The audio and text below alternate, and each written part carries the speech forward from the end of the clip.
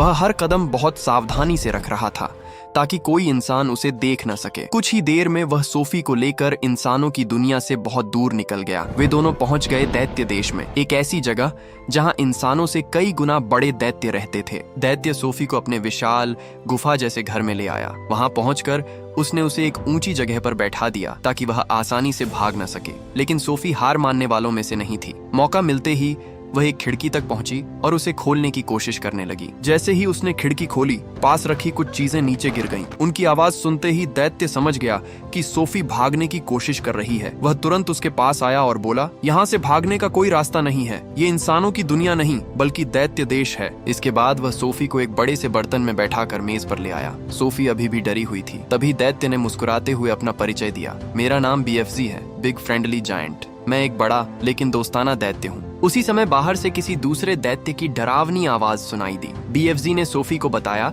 कि दैत्य देश में उसके अलावा 9 और दैत्य रहते हैं। वे सभी उससे कहीं अधिक बड़े, ताकतवर और खतरनाक हैं। ये सुनकर सोफी का डर और बढ़ गया। कांपती हुई आवाज में उसने कहा, कृपया मुझे मत खाना। BFZ ने उसे शांत करते हुए कहा, डरो मत, मैं तुम्हें नहीं खाऊंगा। मैं बाकी दैत्यों जैसा नहीं हूँ। मैं एक अच्छा दैत्य हूँ और इंसानों को कोई नुकसान नहीं पहुँचाता। उसने आगे बताया कि वह मांस नहीं खाता। वह तो केवल एक अजीब सी कड़वी और बदबूदार सब्जी खाकर अपना जीवन बिताता है। अब सोफी थोड़ी सहज हुई। उसने पूछा, अगर आप मुझे खाना नहीं चाहते तो मुझे यहाँ क्यों लाए? मैं तो अनाथालय में रहती थी। BFZ ने उससे पूछा, क्या तुम वहाँ खुश थी? सोफी ने उदास होकर जवाब दिया, नहीं, बिल्कुल नहीं। वहाँ की मैट्रन बहुत सख्त और बेरहम थी। मुझे वहाँ कभी अपनापन महसूस नहीं हुआ। कुछ देर बाद सोफी ने एक और सवाल किया, क्या बाकी दैत्य भी आपकी तरह अच्छे हैं? यह सुनते ही BFZ का चेहरा गंभीर हो गया। उसने धीमी आवाज में कहा, नहीं, बाकी दैत्य बहुत खतरनाक और आदमखोर हैं। वे इंसानों को भोजन समझते हैं और उन्हें खाने में कोई संकोच नहीं करते। BFZ की बात सुनकर सोफी के मन में फिर से डर भर गया, क्योंकि अब उसे एहसास हो चुका था कि वह एक ऐसी दुनिया में आ गई है जहां हर तरफ खतरा मंडरा रहा है। सोफी ने फिर BFZ से पूछा, अगर यहाँ इतना खतरा है तो आप मुझे अपने साथ क्यों ले आए? BFZ कुछ पल चुप रहा, फिर उसने सच्चाई बताई। उसने कहा, तुमने मुझे इंसानों की दुनिया में देख लिया था। अगर मैं तुम्हें वहीं छोड़ देता तो तुम सबको बता देती कि तुमने एक असली दैत्य देखा है। फिर यह बात रानी तक पहुंच सकती थी और संभव है कि वह अपनी पूरी सेना के साथ दैत्य देश पर हमला कर देती। मैं ऐसा जोखिम नहीं उठा सकता था। BFZ की बात सुनकर सोफी को धीरे धीरे विश्वास होने लगा कि वह सचमुच उसे नुकसान नहीं पहुंचाना चाहता। उसका डर थोड़ा कम हुआ और उसके भीतर पहले से अधिक हिम्मत आ गई। इसके बाद BFZ ने उसे सख्त चेतावनी दी। उसने कहा, तुम कभी भी मेरी गुफा से बाहर निकलने की कोशिश मत करना। बाहर घूमने वाले दूसरे दैत्य बेहद खतरनाक और आदमखोर हैं। अगर उनमें से किसी ने भी तुम्हें देख लिया तो वे तुम्हें बिना किसी दया के निगल जाएंगे। फिर उसने गंभीर स्वर में कहा, अब तुम्हें यहीं रहना होगा। यह सुनकर सोफी परेशान हो गई, लेकिन उसने यह भी देखा कि BFZ के चेहरे पर खुद एक अनजाना डर दिखाई दे रहा था, मानो वह भी किसी चिंता में हो। कुछ देर बाद BFZ ने सोफी के लिए एक बड़े बैरल में बिस्तर जैसा इंतजाम किया और उसे आराम करने के लिए कहा। जब सोफी सोने चली गई तो BFZ चुपचाप वहां से निकल गया। वह एक झरने के पीछे छिपे गुप्त रास्ते से होकर अपने खास कमरे में पहुंचा। वह कमरा किसी जादुई दुनिया से कम नहीं था। चारों ओर रंग बिरंगी चमकती हुई बोतलें रखी थीं, लेकिन वे साधारण बोतलें नहीं थीं। उन बोतलों में अलग अलग तरह के सपने कैद थे, जिन्हें BFZ रात के समय पकड़कर लाता था। बाद में वह इंसानों की दुनिया में जाकर उन सपनों को सोते हुए बच्चों तक पहुंचाता था। उसी दौरान BFZ ने एक लाल रंग की बोतल निकाली। उसके भीतर बंद सपने पर वह बड़ी सावधानी से कुछ रहस्यमयी काम करने लगा, मानो किसी जादुई प्रयोग में जुटा हो। इधर कुछ समय बाद सोफी अचानक नींद से जाग गई। उसने देखा कि BFZ गहरी नींद में सो रहा है। उसके जोरदार खर्राटों से पूरा कमरा गूंज रहा था और ऐसा लग रहा था जैसे दीवारें तक कांप रही हों। जिज्ञासा से भरी सोफी धीरे धीरे अपने बैरल से बाहर निकली। उसे अंदाजा नहीं था कि आगे उसे BFZ के जादुई सपनों की दुनिया का ऐसा रहस्य पता चलने वाला है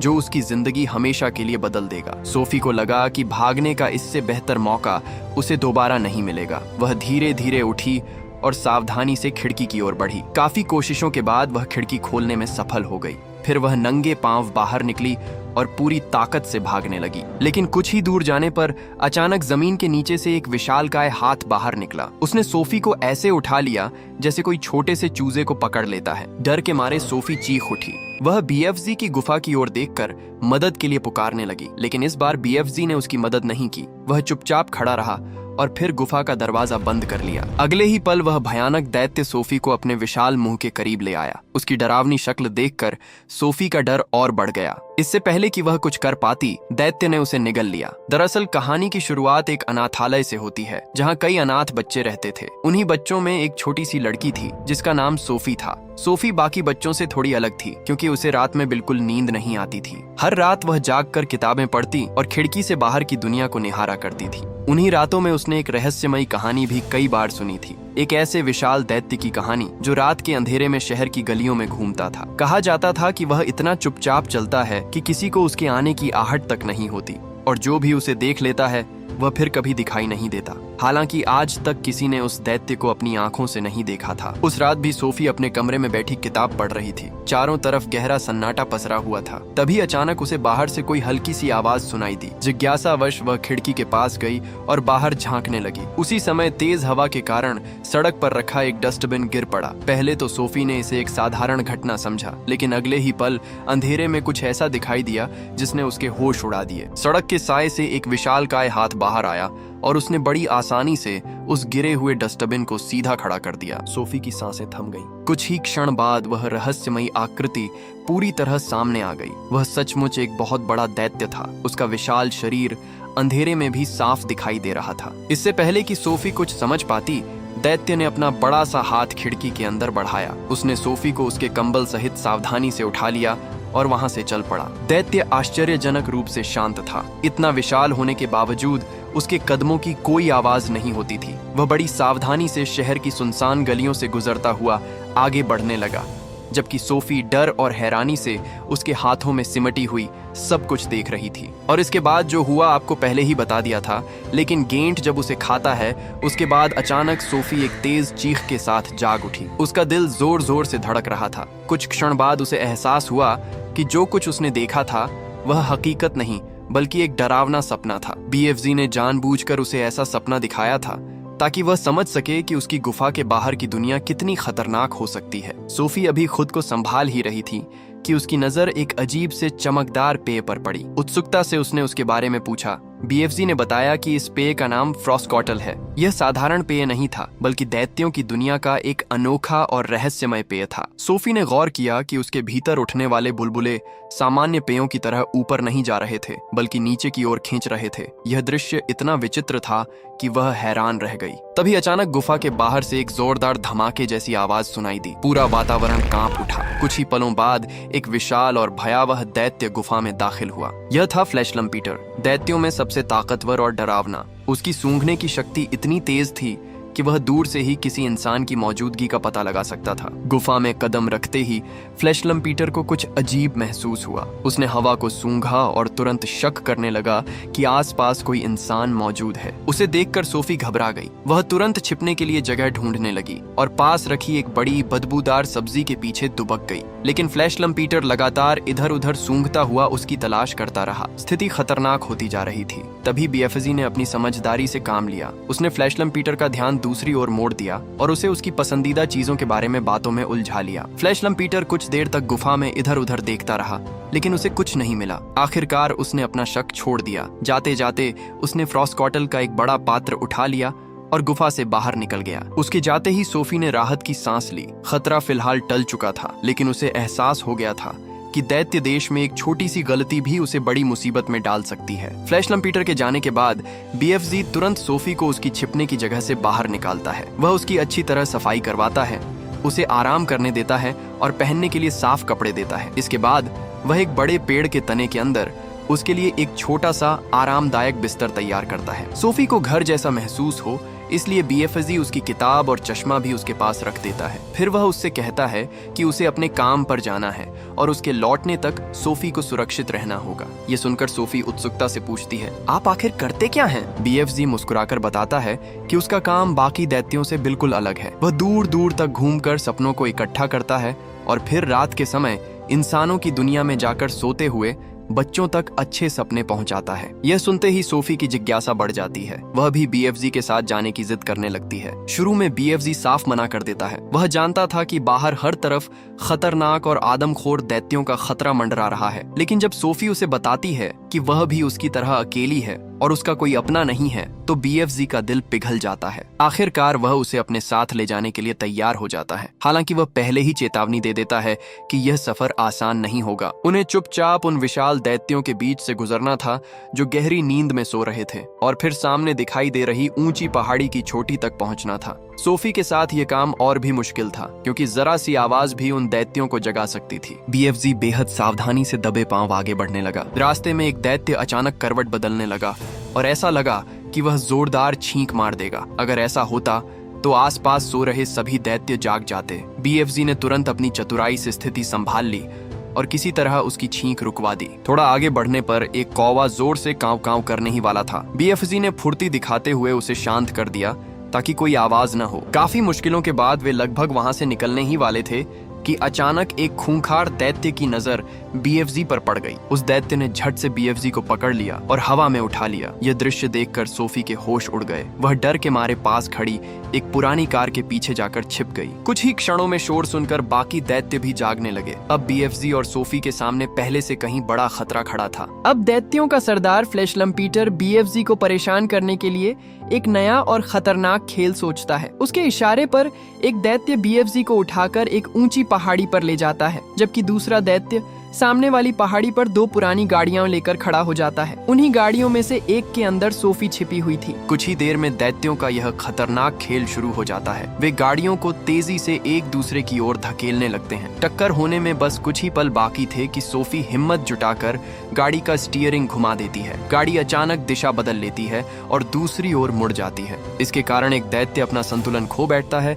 और पहाड़ी से नीचे जा गिरता है। सोफी तो बच जाती है, लेकिन दैत्यों को यह सब और भी मनोरंजक लगने लगता है। अब वे BFZ को किसी खिलौने की तरह इधर उधर उछालने लगते हैं। BFZ उनसे आकार और ताकत में छोटा था, इसलिए वह उनका सामना नहीं कर पाता। यह सब देखकर सोफी बहुत घबरा जाती है। तभी अचानक मौसम बदल जाता है और तेज बारिश शुरू हो जाती है। हैरानी की बात यह थी कि जो दैत्य किसी इंसान या जंगली जानवर से नहीं डरते थे, वे बारिश से बेहद घबराते थे। कोई अपने छोटे से छाते के नीचे छिपने की कोशिश करता तो कोई बड़े पेड़ की शाखाओं को ढाल की तरह इस्तेमाल करने लगता। कुछ ही देर में सभी दैत्य बारिश से बचने के लिए वहां से भाग जाते हैं। BFZ के लिए यह एक सुनहरा मौका था। वह तुरंत सोफी को साथ लेकर वहां से निकल जाता है, लेकिन जल्दबाजी में एक बड़ी गलती हो जाती है। सोफी का कंबल वहीं छूट जाता है। बाद में जब दैत्यों को वह कंबल मिलता है तो उसकी गंध से उन्हें पता चल जाता है कि उनके बीच कहीं एक इंसान मौजूद है। अब सोफी का रहस्य अधिक समय तक छिपा रहने वाला नहीं था। रास्ते में सोफी BFZ से कहती है, आपने उन्हें अपने साथ ऐसा व्यवहार क्यों करने दिया? आपको उनका विरोध करना चाहिए था। BFZ उदास होकर जवाब देता है, मैं यहाँ 9 शक्तिशाली आदमखोर दैत्यों के बीच अकेला रहता हूँ। वे इंसानों को नुकसान पहुँचाते हैं, उनके सपने और खुशियां छीन लेते हैं, लेकिन मैं अकेला होकर उन्हें रोक नहीं सकता। इसके बाद BFZ सोफी को एक ऊंची पहाड़ी की चोटी पर ले जाता है। यह कोई साधारण जगह नहीं थी। वहां का वातावरण रहस्यमय और जादुई था। चोटी पर एक विशाल पेड़ खड़ा था, जिसके चारों ओर एक अनोखी शांति फैली हुई थी। BFZ सोफी को बताता है कि उसकी सुनने की शक्ति असाधारण है। वह बारिश की बूंदों की आवाज, पत्तों की सरसराहट और यहाँ तक कि छोटे से छोटे जीवों की हलचल भी सुन सकता है। लेकिन उसे सबसे प्रिय पेड़ों और पौधों की फुसफुसाहट लगती है, क्योंकि उनमें अनगिनत अनकही कहानियां छिपी होती हैं। इसी दौरान सोफी की नजर पास के एक शांत तालाब पर पड़ती है। जब वह उसके पानी में झांकती है तो उसे अपना प्रतिबिंब नहीं बल्कि एक अद्भुत और जादुई संसार दिखाई देता है। अचानक BFZ तालाब में छलांग लगा देता है और उस रहस्यमयी दुनिया में प्रवेश कर जाता है। सोफी पहले तो चौंक जाती है, लेकिन फिर साहस जुटाकर वह भी उसके पीछे कूद पड़ती है। कुछ ही क्षणों में दोनों एक ऐसी दुनिया में पहुंच जाते हैं जहां सपनों का जन्म होता था। BFZ मुस्कुराते हुए बताता है, यही वह जगह है जहां हर सपना अपनी यात्रा शुरू करता है। उनके सामने खड़ा विशाल पेड़ चमक रहा था और उसकी शाखाओं पर अनगिनत रंग बिरंगे सपने आकार ले रहे थे। कुछ खुशी से भरे हुए, कुछ रोमांचक और कुछ ऐसे जिनमें अनदेखे रहस्य छिपे हुए थे। BFZ ने सोफी को बताया कि हर सपना अपने भीतर एक अलग कहानी, अलग भावना और अलग आवाज लिए होता है। कुछ सपने खुशी से भरे होते हैं, कुछ रोमांच से, जबकि कुछ डर और बेचैनी पैदा करते हैं। वह यह भी बताता है कि सपने उससे संवाद करते हैं। वे उसे बताते हैं कि वे किस तरह के हैं, किस बच्चे तक पहुंचना चाहते हैं और अपने साथ कौन सा एहसास लेकर चलते हैं। इतना कहकर बीएफजी एक उड़ते हुए सपने को पकड़ने की कोशिश करता है। सोफी उसकी दिशा बताने लगती है, लेकिन वह सपना बीएफजी के पास जाने के बजाय सीधे सोफी की ओर बढ़ जाता है। बीएफजी तुरंत उसे पकड़ लेता है और मुस्कुराते हुए सोफी को दिखाता है। यह बहुत सुंदर और कोमल सपना है, वह कहता है। फिर वह बड़ी सावधानी से उसे एक कांच की बोतल में सुरक्षित कर देता है। इसके बाद बीएफजी सोफी को भी सपने पकड़ने के लिए प्रोत्साहित करता है। उत्साहित होकर सोफी चमकते हुए सपनों के पीछे दौड़ने लगती है। खेल खेल में वह धीरे धीरे बीएफजी से काफी दूर निकल जाती है। उसी समय वहां एक गहरा, धुंधला और डरावना सपना भटकता हुआ आ जाता है। सोफी उसे पहचान नहीं पाती और गलती से उसी को पकड़ लेती है। बीएफजी यह देखकर तुरंत उसके पास दौड़ता है। वह गंभीर स्वर में कहता है, सावधान, यह अच्छा सपना नहीं है। यह ऐसा सपना है जो किसी को डरा सकता है। इसके बाद वह उस सपने को बाकी सपनों से अलग एक विशेष बोतल में बंद कर देता है ताकि वह किसी तक न पहुंच सके। जब उनका काम पूरा हो जाता है तो दोनों उसी रहस्यमयी तालाब के रास्ते वापस दैत्य देश लौट आते हैं। लेकिन बीएफजी का काम अभी खत्म नहीं हुआ था। उसे रात में इंसानों की दुनिया में जाकर बच्चों तक अच्छे सपने पहुंचाने थे। सोफी भी उसके साथ चलने का फैसला करती है। कुछ समय बाद दोनों चुपचाप इंसानों की दुनिया में पहुंचते हैं और एक घर के बाहर रुकते हैं। घर के अंदर एक छोटा बच्चा गहरी नींद में सो रहा था। सोफी उत्सुकता से पूछती है, हम इसी घर में क्यों आए हैं? बीएफजी मुस्कुराकर जवाब देता है, मैंने इस बच्चे के मन की पुकार सुनी है। मुझे लगा कि इसे आज रात एक खूबसूरत सपने की जरूरत है। फिर वह सोफी से पूछता है, तुम्हारे हिसाब से इसे कैसा सपना मिलना चाहिए? सोफी कुछ देर सोचती है और कहती है, ऐसा सपना जो इसे बहुत खुश कर दे। बीएफजी सहमति में सिर हिलाता है और अपने थैले से एक चमकती हुई बोतल निकालता है। उसी दौरान सोफी उसे पूछती है, क्या सपनों के बारे में तुम्हें तुम्हारे माता पिता ने सिखाया था? यह सवाल सुनकर बीएफजी कुछ पल के लिए शांत हो जाता है। फिर वह धीमी आवाज में कहता है, हम दैत्यों की दुनिया में परिवार वैसे नहीं होते जैसे इंसानों की दुनिया में होते हैं। मैं बहुत लंबे समय से अकेला हूँ, इतना लंबा कि मुझे अपनी शुरुआत भी याद नहीं। उसकी बात सुनकर सोफी को उसके अकेलेपन का एहसास होता है। कुछ क्षण बाद बीएफजी अपना लंबा तुरही जैसा यंत्र उठाता है। वह बोतल में बंद सुंदर सपने को धीरे धीरे उसमें भरता है और फिर बच्चे के कमरे की ओर फूंक मारता है। चमकता हुआ सपना हवा में तैरता हुआ बच्चे तक पहुंच जाता है। कुछ ही पलों में सोते हुए बच्चे के चेहरे पर एक प्यारी सी मुस्कान खिल उठती है, मानो वह किसी बेहद खूबसूरत और आनंदमय दुनिया की सैर कर रहा हो। वह नींद में ही खुशी महसूस करने लगता है। ये देखकर सोफी भी बेहद खुश हो जाती है, क्योंकि पहली बार उसने अपनी आंखों से देखा था कि बीएफजी का काम कितना अनोखा और सुंदर है। इसके बाद दोनों वापस दैत्य देश की ओर लौटने लगते हैं, लेकिन रास्ते में उन्हें दूसरे दैत्य दिखाई देते हैं। वे इंसानों की दुनिया की ओर बढ़ रहे थे और किसी शिकार की तलाश में लग रहे थे। उन्हें देखते ही बीएफजी तुरंत छिप जाता है। वह जानता था कि अकेले उनके सामने खड़ा होना उसके बस की बात नहीं थी। इसी दौरान सोफी को अचानक याद आता है कि उसका कंबल उसके पास नहीं है। वह बीएफजी से पूछती है कि कहीं उसका कंबल तो पीछे नहीं छूट गया। बीएफजी भी अपनी चीजें जांचता है, लेकिन कंबल कहीं नहीं मिलता। तब दोनों को एहसास होता है कि वह शायद दैत्य देश में ही रह गया है। यह बात सुनते ही बीएफजी चिंतित हो जाता है। उसे डर था कि अगर दूसरे दैत्यों को वह कंबल मिल गया तो वे उसकी गंध से समझ जाएंगे कि वहां कोई इंसान आया था, और यदि उन्हें सोफी के बारे में पता चल गया तो उसकी जान खतरे में पड़ सकती थी। सोफी की सुरक्षा को सबसे ज्यादा महत्व देते हुए बीएफजी एक कठिन निर्णय लेता है। वह उसे वापस उसी अनाथालय के पास छोड़ आता है जहां से वह उसे अपने साथ लाया था। जब सोफी की आंख खुलती है तो वह खुद को अनाथालय के बाहर पाती है। कुछ पल के लिए उसे लगता है कि शायद दैत्य देश, सपनों की दुनिया और बीएफजी यह सब सिर्फ एक सपना था। लेकिन तभी पास कहीं छिपा हुआ बीएफजी उससे बात करता है। वह बताता है कि उसका कंबल दैत्य देश में छूट गया है और अब बाकी दैत्यों को उसके बारे में पता चल सकता है, इसीलिए उसके लिए बीएफजी के साथ रहना सुरक्षित नहीं है। सोफी उसे जाने से रोकने की कोशिश करती है। वह कहती है कि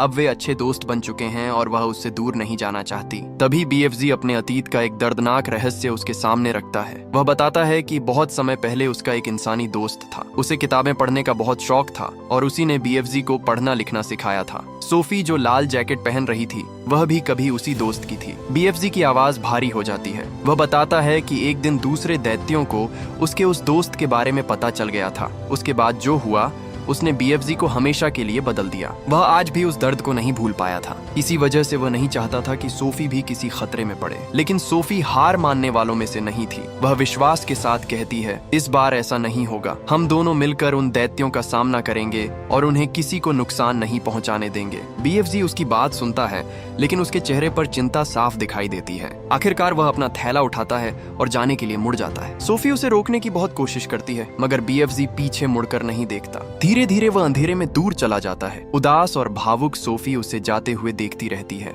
जब वह पूरी तरह ओझल हो जाता है तब वह भारी मन से वापस अनाथालय की ओर लौट जाती है, लेकिन उसके दिल में यह उम्मीद अभी भी बाकी थी कि उनकी दोस्ती की कहानी यहीं खत्म नहीं हुई है। सोफी अपने कमरे में जाकर बिस्तर पर लेट गई, लेकिन उसकी आंखों में नींद नहीं थी। उसके मन में बार बार BFZ की बातें घूम रही थीं। तभी उसे उसकी एक खास बात याद आई। BFZ दिल की आवाज भी सुन सकता था। सोफी को यकीन हो गया कि BFZ अभी भी कहीं न कहीं आसपास होगा और उसकी पुकार सुन सकता है। इसी विश्वास के साथ वह खिड़की तक गई और बिना डरे नीचे छलांग लगा दी। लेकिन जैसे ही वह गिरने लगी, एक विशाल हाथ ने उसे हवा में ही थाम लिया।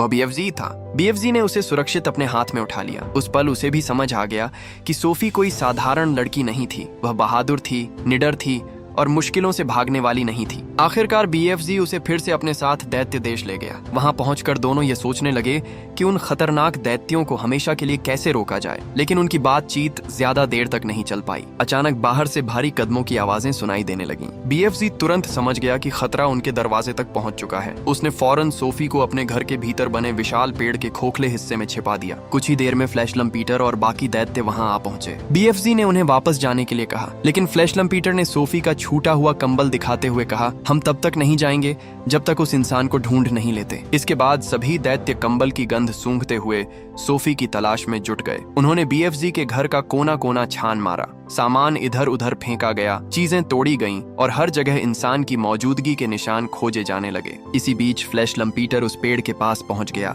जहां सोफी छिपी हुई थी। सोफी ने किसी तरह खुद को बचाया और पेड़ के भीतर बने एक संकरे रास्ते से नीचे उतर गई। नीचे पहुंचकर वह एक छोटे से कमरे में पहुंची। यह कमरा बाकी जगहों से बिल्कुल अलग था। वहां किताबें, कपड़े, पुराने खिलौने और इंसानों की कई चीजें सहेज कर रखी हुई थीं। सोफी तुरंत समझ गई कि यह किसी इंसानी बच्चे का कमरा रहा होगा। कमरे में उसे एक पुरानी पेंटिंग भी मिली। उस चित्र में एक बच्चा और BFZ साथ खड़े मुस्कुरा रहे थे। चित्र के नीचे बड़े अक्षरों में लिखा था, बिग फ्रेंडली जायंट। यह देखकर सोफी को समझ आया कि BFZ को यह नाम उसी बच्चे ने दिया था। उस पल उसे एहसास हुआ कि BFZ और वह बच्चा कभी बहुत अच्छे दोस्त रहे होंगे। लेकिन तभी उसे बाहर से किसी दैत्य के आने की आहट सुनाई दी। सोफी तुरंत छिप गई। दूसरी ओर BFZ भी समझ चुका था कि अब हालात बहुत बिगड़ चुके हैं। अगर वह चुप रहा तो सोफी खतरे में पड़ सकती थी। पहली बार उसने डरने के बजाय सामना करने का फैसला किया। उसने पास पड़ी एक तपती हुई लोहे की छड़ उठाई और दैत्यों के सामने डटकर खड़ा हो गया। फ्लैशलम पीटर और उसके साथी शायद पहली बार BFZ को इस रूप में देख रहे थे। BFZ ने पूरी हिम्मत के साथ उनका मुकाबला किया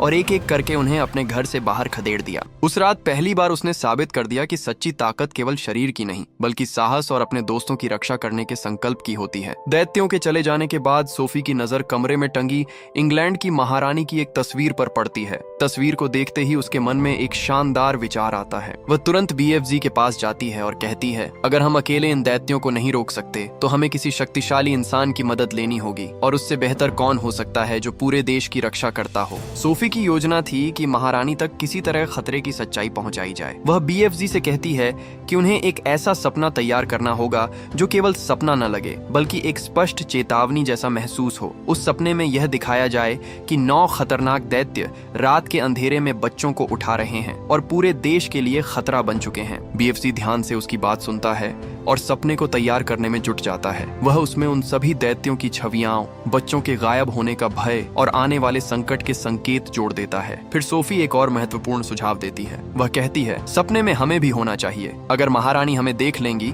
तो उन्हें समझ आ जाएगा कि यह कोई साधारण सपना नहीं, बल्कि किसी की ओर से भेजा गया संदेश है। BFZ को यह बात सही लगती है। वह सपने में सोफी और स्वयं को भी शामिल कर देता है। धीरे धीरे सपना पूरी तरह तैयार हो जाता है। योजना के अनुसार दोनों छिपते छिपाते महारानी के महल तक पहुंचते हैं। रात गहरी हो चुकी थी। महल के सभी लोग सो चुके थे। BFZ चुपचाप महारानी के कक्ष के बाहर पहुंचता है। फिर वह अपने लंबे तुरहीनुमा यंत्र की सहायता से उस विशेष सपने को कमरे के भीतर भेज देता है। सपना महारानी की नींद में प्रवेश कर जाता है। कुछ देर बाद महारानी अचानक घबराकर जाग उठती हैं। सपना इतना जीवंत और वास्तविक लगा था कि उनका दिल तेजी से धड़क रहा था। उसी समय उनकी विश्वसनीय सेविका मैरी कमरे में आती है। महारानी उसे अपने विचित्र सपने के बारे में बताती हैं, जिसमें विशाल दैत्य बच्चों को उठा ले जा रहे थे और पूरे देश पर खतरा मंडरा रहा था। तभी मैरी की नजर सुबह के समाचारों पर पड़ती है। वहां भी बच्चों के रहस्यमय ढंग से गायब होने की खबरें छपी हुई थीं। दोनों यह देखकर हैरान रह जाती हैं। इसी बीच उन्हें खिड़की के बाहर कोई दिखाई देता है। वहां सोफी खड़ी थी। महारानी आश्चर्य धीरे से उसे भीतर बुलाती हैं और पूछती हैं, क्या तुम इस सपने के बारे में कुछ जानती हो? सोफी सम्मान पूर्वक जवाब देती है, जी हाँ,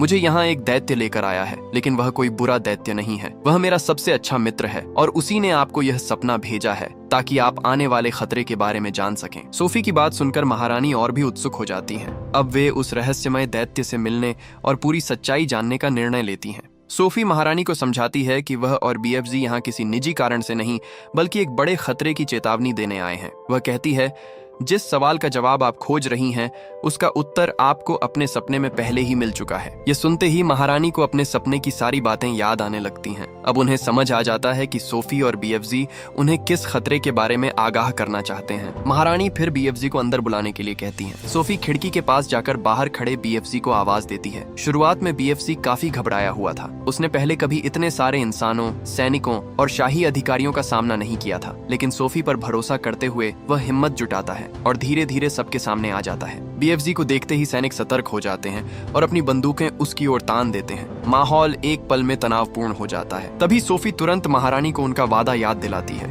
महारानी बिना देर किए सैनिकों को हथियार नीचे करने का आदेश देती है। आदेश मिलते ही सैनिक शांत हो जाते हैं और अपनी बंदूकें नीचे कर लेते हैं। इसके बाद बीएफजी सम्मान पूर्वक महारानी से मिलता है। महारानी भी उसका आदर करती हैं और उसके लिए विशेष व्यवस्था करने का निर्देश देती हैं। कुछ समय बाद महल में एक बड़ा स्वागत कक्ष तैयार किया जाता है। बीएफजी के आकार को ध्यान में रखते हुए उसके लिए एक विशाल मेज सजाई जाती है और उसके सामने तरह तरह के व्यंजन परोसे जाते हैं। इसी दौरान महारानी अपने प्रमुख जनरलों और अधिकारियों को भी बुला लेती हैं। वह उन्हें पूरी स्थिति समझाती हैं और बताती हैं कि उन्होंने बीएफजी और सोफी से वादा किया है कि उन खतरनाक दैत्यों को रोका जाएगा। योजना के अनुसार सेना को बीएफजी के मार्गदर्शन में दैत्य देश तक जाना था ताकि वहां मौजूद आदमखोर दैत्यों को पकड़ा जा सके। अगले ही दिन महारानी की सेना बीएफजी के साथ यात्रा पर निकल पड़ती है। जैसे जैसे वे दैत्य देश की सीमा के करीब पहुंचते हैं, अजीब घटनाएं होने लगती हैं। दिशा सूचक यंत्र काम करना बंद कर देते हैं और कई उपकरण बेकार हो जाते हैं। लेकिन बीएफजी उस इलाके को अच्छी तरह जानता था, इसलिए वह सभी को सुरक्षित रास्ते से आगे बढ़ाता रहता है। आखिरकार वे दैत्य देश पहुंच जाते हैं। वहां पहुंचकर बीएफजी सैनिकों को छिपकर इंतजार करने के लिए कहता है। फिर वह सोफी को साथ लेकर अपने घर जाता है। घर पहुंचते ही वह एक और विशेष सपना तैयार करने लगता है। बीएफजी सोफी को बताता है कि यह सपना उन खतरनाक दैत्यों के लिए है। अगर सब कुछ योजना के अनुसार हुआ तो वे दैत्य जागने के बाद इतने घबराए और भ्रमित होंगे कि सैनिक उन्हें आसानी से पकड़ सकेंगे। योजना तैयार होने के बाद बीएफजी और सोफी उस सपने को लेकर दैत्यों के ठिकाने की ओर बढ़ते हैं। लेकिन तभी बीएफजी को अचानक एक बड़ी गलती का एहसास होता है। वह अपना सपना पहुंचाने वाला लंबा तुरहीनुमा यंत्र महल में ही छोड़ आया था। यह याद आते ही वह चिंतित हो जाता है, क्योंकि उसके बिना सपने को सही तरीके से पहुंचाना आसान नहीं था। लेकिन सोफी हार मानने वालों में से नहीं थी। वह सपने से भरा पात्र अपने हाथों में उठाती है और धीरे धीरे सोए हुए दैत्यों की ओर बढ़ने लगती है। बीएफजी उसे रोकने की कोशिश करता है, लेकिन तभी एक दैत्य की आंखें हल्की हल्की खुलने लगती हैं। अब जरा सी गलती उनकी पूरी योजना को खतरे में डाल सकती थी। हालात बिगड़ते देखकर सोफी तुरंत फैसला लेती है। वह अपने हाथ में पकड़ा हुआ जार जमीन पर दे मारती है। जार टूटते ही उसके भीतर कैद डरावना सपना आजाद हो जाता है। वह धुएं जैसी रहस्यमयी लहरों में बदलकर एक एक करके सोए हुए दैत्यों के मन में प्रवेश करने लगता है। कुछ ही पलों में सपने का असर दिखाई देने लगता है। दूसरे दैत्य नींद में ही बेचैन होने लगते हैं। कोई घबराकर करवटें बदलता है, कोई डर के मारे चीखने लगता है, तो कोई ऐसे व्यवहार करने लगता है मानो उसके पुराने कर्म उसके सामने जीवित होकर खड़े हो गए हों। लेकिन फ्लैशलम पीटर बाकी दैत्यों से अलग था। वह सबसे शक्तिशाली और सबसे ज्यादा जिद्दी था। उसने किसी तरह उस डरावने सपने के प्रभाव का विरोध कर दिया। सपना उसके मन पर पूरी तरह हावी नहीं हो पाया। इसी बीच उसकी नजर सोफी पर पड़ जाती है। उसे देखते ही वह क्रोध से भर उठता है और उसकी ओर बढ़ने लगता है। सोफी खतरे में थी, लेकिन तभी बीएफजी उसके सामने आकर खड़ा हो जाता है। वह फ्लैशलम पीटर का सामना करते हुए सोफी की रक्षा करता है। अब फ्लैशलम पीटर अपना पूरा गुस्सा बीएफजी पर निकालने लगता है। उसी समय योजना का अगला चरण शुरू हो जाता है। महारानी की सेना, जो पहले से छिपकर सही अवसर का इंतजार कर रही थी, तुरंत कार्रवाई करती है। सैनिक विशेष जालों, रस्सियों और बड़े बड़े उपकरणों की मदद से दैत्यों को घेर लेते हैं। पहले से डरे और भ्रमित दैत्य ज्यादा देर तक विरोध नहीं कर पाते। एक एक करके सभी खतरनाक दैत्य पकड़ लिए जाते हैं। कुछ ही समय में पूरी सेना मिलकर उन सभी पर नियंत्रण पा लेती है। इसके बाद बड़े हेलीकॉप्टरों की सहायता से उन्हें दैत्य देश से बहुत दूर एक सुनसान द्वीप पर पहुंचा दिया जाता है, जहां से वे किसी इंसानी बस्ती तक नहीं पहुंच सकते थे। वहां उनके लिए वही कड़वी और बदबूदार सब्जियां उगाई जाती हैं जिन्हें बीएफजी वर्षों से खाकर गुजारा करता था। अब उन दैत्यों के पास जीवन भर वही भोजन खाने के अलावा कोई दूसरा विकल्प नहीं बचता। ये बात जानकर वे सभी नाराज होकर शोर मचाने लगते हैं, लेकिन अब उनकी कोई नहीं सुनता। दूसरी ओर सोफी की जिंदगी पूरी तरह बदल जाती है। उसकी बहादुरी और समझदारी ने अनगिनत लोगों को खतरे से बचाया था। महारानी भी उससे बेहद प्रभावित होती हैं और उसके लिए एक बेहतर जीवन की व्यवस्था करती हैं। बीएफजी को भी आखिरकार वह सम्मान मिलता है जिसका वह हकदार था। अब लोग उसे एक डरावने दैत्य के रूप में नहीं, बल्कि एक दयालु मित्र और रक्षक के रूप में पहचानने लगते हैं। वह पहले की तरह सपनों की दुनिया में जाता रहता है, अच्छे सपने इकट्ठा करता है और बच्चों तक पहुंचाता है, क्योंकि बीएफजी की सबसे अनोखी शक्ति केवल सपने पकड़ना नहीं थी, वह दुनिया की सबसे हल्की फुसफुसाहट तक सुन सकता था। और इसी तरह एक अकेली अनाथ लड़की और एक अकेले दैत्य की दोस्ती ने मिलकर न सिर्फ एक बड़ी मुसीबत को रोका, बल्कि इंसानों और दैत्यों की दुनिया के बीच भरोसे की एक नई कहानी भी लिख दी।